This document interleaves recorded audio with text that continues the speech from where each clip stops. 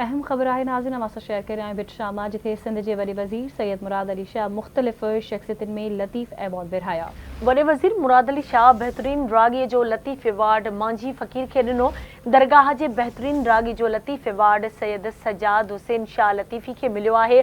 बहितरीन महक़क़ जो award doctor नवाज़ अली शौक़ खे ॾिनो वियो।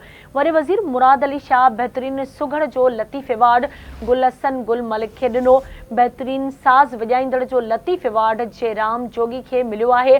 ढोलक नवाज़ जो एवॉर्ड मोहम्मद नवाज़ खे ॾिनो वियो।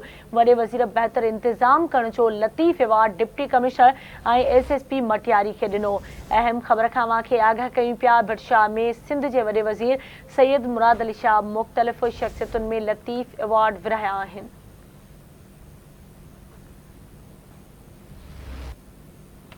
एक भेरो ॿीहर अव्हांखे अहम ख़बर खां आगाह करे रहिया आहियूं। सिंध के वॾे वज़ीर सैयद मुराद अली शाह मुख़्तलिफ़ शख़्सियतुनि में लतीफ़ एवॉर्ड विरहाया। वॾे वज़ीर मुराद अली शाह बहितरीन रागी जो लतीफ़ एवॉर्ड मांझी फ़कीर खे ॾिनो।